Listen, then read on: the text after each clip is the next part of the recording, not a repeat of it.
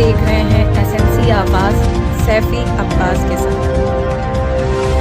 SNC आवाज में एक बार फिर आपका स्वागत है। सिंगरौली जिले के एनसीएल निगाही प्रोजेक्ट में है डीपीएस स्कूल और इसके प्राचार्य हैं सुखवंत सिंह थापर। आज हम आपको उनसे मिलाने जा रहे हैं। तो उनके व्यक्तित्व का एक ऐसा जादू है कि हर व्यक्ति उनसे प्रभावित हो जाता है, लेकिन एक लंबे संघर्ष की दास्तान है उनकी जिंदगी। प्राचार्य बनने से पहले युवा थापर, जिनके पिता बिजनेसमैन थे, 1984 के दंगे में बहुत सारी चीजें प्रभावित हुई और आईएएस की तैयारी छोड़कर उन्होंने किस तरह से स्कूल वाले रास्ते को अपनाया। उससे पहले नारियल पानी लेने के लिए गए, वहां पर अचानक ऐसा क्या हुआ जिन्होंने उनकी जिंदगी बदल दी। ये सारी चीजें आप अभी थोड़ी देर में ही जानिएगा। इसके साथ साथ आपको यह भी पता चलेगा कि जो कामयाबी दिखाई देती है उस कामयाबी के पीछे कहीं ना कहीं एक लंबा संघर्ष होता है, लेकिन परिश्रम करके, संयमित रह के और खुद पर विश्वास करके हर मंजिल को पाया जा सकता है। ऐसे ही कुछ कहानी है, ऐसी ही कुछ दास्तान है, ऐसे ही कुछ कामयाबी की बातें हैं जो सुखवंत सिंह थापर की जिंदगी से जुड़ी हुई है, जो हम आपको दिखाने जा रहे हैं।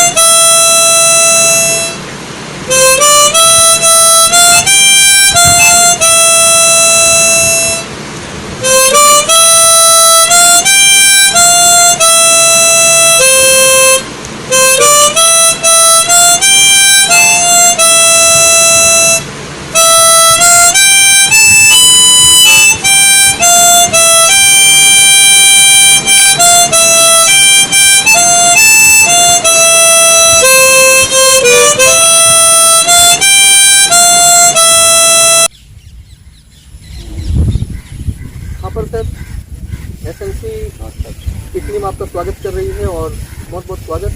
आपने अपना कीमती वक्त दिया।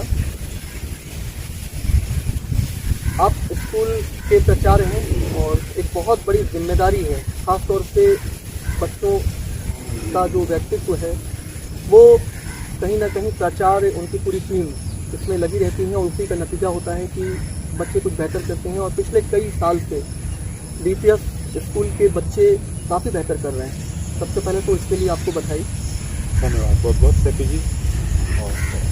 लेकिन सर, आज बात करेंगे कि एज ए प्राचार्य तो सभी आपको जानते हैं, हम उस पर तो बात करेंगे ही, लेकिन एज ए सुखवंत सिंह थापर, खुद थापर सर अपने आप को कितना जानते हैं?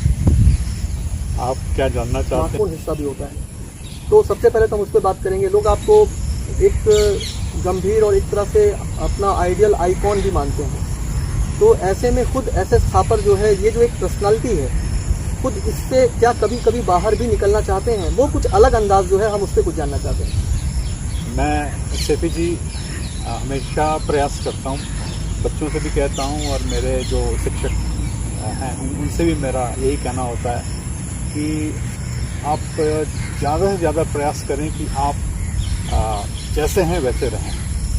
हम अपनी जो एक ओरिजिनलिटी जो है उसको मेंटेन करके अगर रहते हैं तो मैं समझता हूँ कि हमें कहीं एक बनावटीपन बनाने से कभी उसकी ज़रूरत नहीं होती है। आप जो कह रहे हैं कि हाँ, निश्चित रूप से एक ऐसी पोस्ट होती है हमारी जिसमें कई बार कुछ बातें होती हैं, जो राजनीतिक बातें जो होती हैं, वहाँ पर मैं कमी महसूस करता हूँ कभी कभी कि हाँ, हमें काफ़ी बैलेंस व्यूज देने पड़ते हैं। बाकी इसके अलावा मेरे ख्याल से और कोई ऐसी बात नहीं है जो हम किसी के सामने रख नहीं सकते हैं। और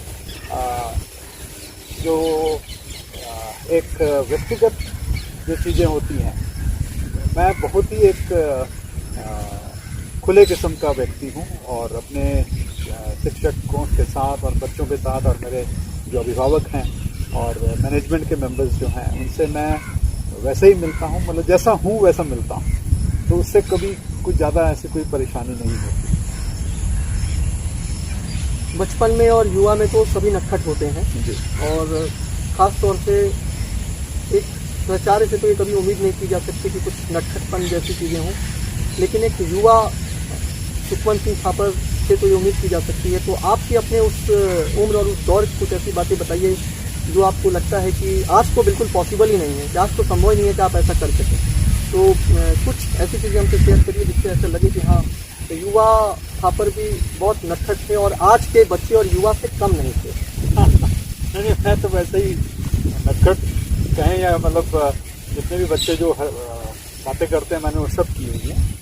और हम लोग खेलों में भी बहुत ज़्यादा इन्वॉल्व रहते थे। As a student we used to play all sorts of games.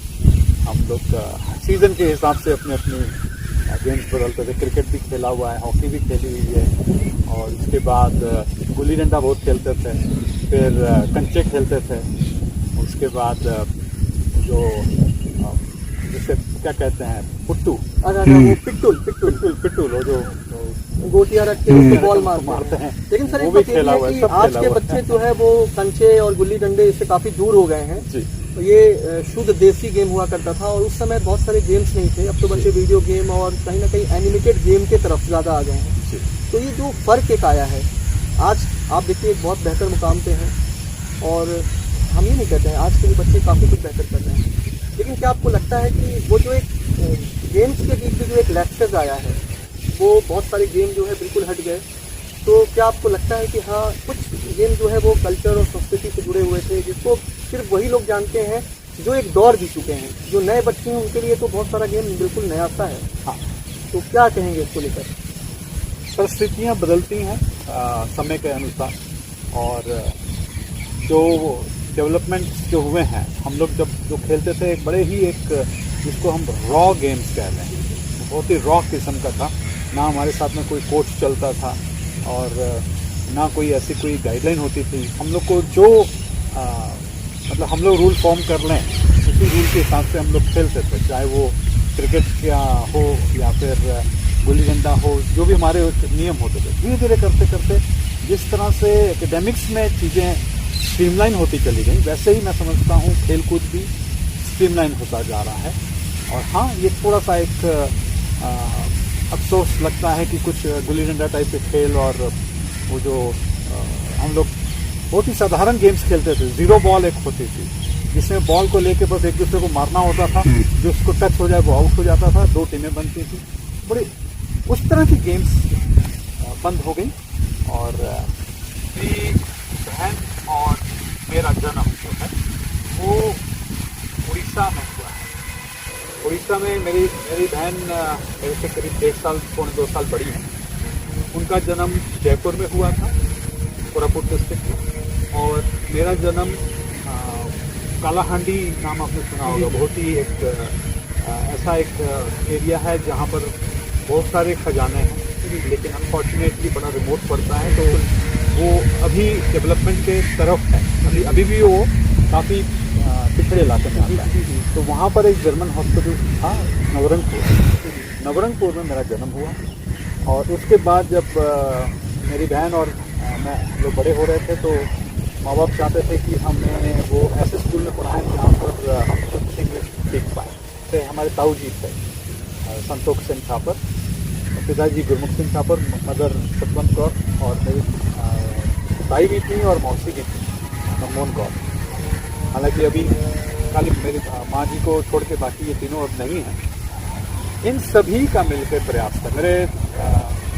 मुझे और मेरी सिस्टर को वहाँ पर सोनाबड़ा में लेके, मैं बहुत छोटा था, मैं करीब 2.5 साल का था, मेरी सिस्टर को एडमिट करने के लिए गए थे। तो मेरी सिस्टर वहाँ रुकना नहीं चाहती थी और मैं वहाँ से आना नहीं चाहता था जिस स्कूल में लेके गए थे। तो वहाँ की जो मदर हैं और उनकी बेटी एक स्कूल में टीचर थी, अनीता मैडम, मुझे आज भी याद है। तो उनका सुझाव था मेरे माँ बाप को कि आप सिस्टर के साथ, बेटी के साथ साथ में बेटे को भी छोड़ जाइए। तो हम दोनों को माँ बाप ने वहाँ हॉस्टल में मेरे को 2.5 साल की एज में छोड़ा था। हालांकि हमें वहाँ पर सिर्फ हफ्ता 2 हफ्ते रखने के बाद में हमारे ताऊ जी ने डिसीजन लिया कि हम लोग बहुत छोटे हैं, हॉस्टल में छोड़ने के लिए ठीक नहीं है। बिल्कुल सर, मुझे सुन के भी खराब लग रहा है कि इतनी छोटी उम्र में आप हॉस्टल पहुँच गए थे, लेकिन ये अच्छा लगा कि 1 हफ्ते बाद फिर आप वापस आ गए। वापस जयपुर में नहीं आए। जी जी। मेरे ताऊ जी ने प्रयास करके HL से जी जी वहाँ की एक टाउनशिप में शॉपिंग कॉम्प्लेक्स नया बन रहा था। उस शॉपिंग कॉम्प्लेक्स में उन्होंने एक शॉप की जिसमें स्नो वाइट ड्राई क्लीनिंग की शॉप खोली उन्होंने। और मेरे पिताजी का भी व्यवसाय भी वही था, सतनाम ड्राई क्लीनर्स इन जयपुर। उसी की ब्रांच उन्होंने स्नो वाइट ड्राई क्लीनर्स करके उस टाउनशिप में खोली। और दुकान के पीछे, काउंटर के पीछे जो जगह बचती है उसमें मुझे और मेरे सिस्टर को साथ में रखा। मेरी मौसी, मेरे डैडी, मम्मी सब जयपुर में रहते थे और मेरे ताऊ जी ने वहां से रख के हम लोग को स्कूल आना जाना कराया। पढ़ाई वहीं करीब हम लोग शुरू के करीब 1.5 साल वहाँ पर। और बगल में एक मिलन होटल था। मिलन होटल से हमें आलू की सब्जी सुबह जो हल्दी में बनी हुई गीली सब्जी होती है वो और पूड़ियाँ खा के हम लोग स्कूल जाते थे। और इधर मेरे माँ बाप जयपुर में 45 किलोमीटर दूर लंच बना के, मेरी मम्मी सुबह उठती थी लंच बनाती थी। 8 बजे वाली बस है, डैडी जाके ड्राइवर को दे देते थे। ड्राइवर ला के वो शॉपिंग कॉम्प्लेक्स में मेरे ताऊ जी को टिफिन देते थे। ताऊ जी 7 किलोमीटर साइकिल चला के हमें हॉस्टल स्कूल में खाना खिलाने आते थे। और फिर शाम को हम लोग स्कूल बस से घर आ जाते, दुकान में आ जाते थे। शाम का समय जो हमारा होता था वो वहीं बगल में, शॉपिंग कॉम्प्लेक्स के बगल में रशियन कॉलोनी थी। तो रशियन बच्चे जो होते थे उनके साथ में हम लोग फॉर्चुनेट थे कि इसी तरह का मैदान वहाँ भी मिल गया था।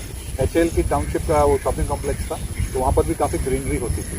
तो उसमें हम लोग खेलते थे और शाम के डिनर का इंतजार करते थे। और वो आती थी हमारी उस बस, वही स्टेट, उड़ीसा स्टेट ट्रांसपोर्ट में या आंध्र स्टेट ट्रांसपोर्ट की बस से, जो जयपुर से विशाखापट्टनम बस जाती थी। तो उसमें हमारा टिफिन आता था। तो और ये बसेस ये सारी चीजें ठीक ठाक थी सर। वो पुरानी टाइप की थी जिनके बड़े बड़े घेर लगे होते थे और हॉर्न्स लगे होते थे। तो क्योंकि टाउनशिप काफ़ी सुनसान थी तो करीब करीब 3-4 किलोमीटर दूर से बस की आवाज़ आनी चालू हो जाती थी। और हमें लगता था कि हमारा डिनर आ गया है और हमें फिर मतलब जो पेट में भूख लगनी चालू होती है वो चालू हो जाती थी। और फिर बस रुकती थी तो हम लोग वो टिफिन का वेट करते थे, डिनर खाते थे, सोते थे। फिर आगे चल के, क्योंकि ये काफ़ी एक मेहनत वाला काम लग रहा था, फिर हमारे ताऊ जी ने हम लोगों को जमशेदपुर शिफ्ट किया। जमशेदपुर में करीब हम लोग 1 साल पढ़े गुलमोहर थे बच्चों में। Sister was the first student of the school. He got admitted in class 4, I got admitted in class 2। फिर आगे बस उसी स्कूल में हम लोग पढ़े। सिस्टर मेरे से 2 साल आगे थी और 79 में मैंने 10th की। इसके बाद 10th पब्लिक स्कूल से किया। फिर इसके बाद हम चले गए विक्रम देव कॉलेज जयपुर। वहाँ से हमने इंटरमीडिएट किया, ग्रेजुएशन भी वहीं से किया। ग्रेजुएशन जब कर रहे थे, ग्रेजुएशन के फर्स्ट ईयर में मेरे एक फ्रेंड है VSV प्रसाद, उनका सिलेक्शन हो गया मेडिकल में। वो मेडिकल चले गए SCB कॉलेज कटक। और मेरे ग्रेजुएशन के बाद में, मैं इसलिए बता रहा हूँ क्योंकि उसके बाद मुझे मौका मिला पोस्ट ग्रेजुएशन करने का। और वहाँ कटक में जाके पढ़ने का मेरे को जो पेरेंट्स ने अलाउ किया वो इसलिए किया कि प्रसाद वहाँ पर था, एक सहारा था। और इसके बाद मैं कटक में शिफ्ट हुआ। कटक में मैंने 2 साल, मेरा सौभाग्य है कि मतलब एक बहुत ही अच्छे कॉलेज में मुझे पढ़ने का मौका मिला, जिसमें सुभाष चंद्र बोस जी भी मतलब स्टूडेंट थे, स्कूल उन्होंने वहीं से किया था, रेवेंशा कॉलेज कटक, जो कि ईस्टर्न जोन का एक बहुत ही बेहतरीन कॉलेज माना जाता था। अभी तो बहुत सारे सर पेरेंट्स का जो स्ट्रगल है वो पता चला। और खासतौर से 45 किलोमीटर दूर से लंच बॉक्स आता था और डिनर भी बहुत बड़ी बात है। इसके साथ साथ सर ये जानना चाहेंगे कि फैमिली में सर और कौन कौन है, मतलब बहन का जिक्र आपने किया। और इसके साथ साथ ये भी जानना चाहेंगे कि आपका कॉलेज कहाँ से हुआ और ये जो स्कूल में आप आए एज ए प्रिंसिपल हैं आप, तो क्या जब ये ऐसे ही अचानक एज ए एक्सीडेंटल रहा कि आप इसमें आ गए या सोच के रखे थे या कुछ और प्रोफेशन के बारे में आपने सोचा था सर, ये भी जानना चाहेंगे। सर मेरी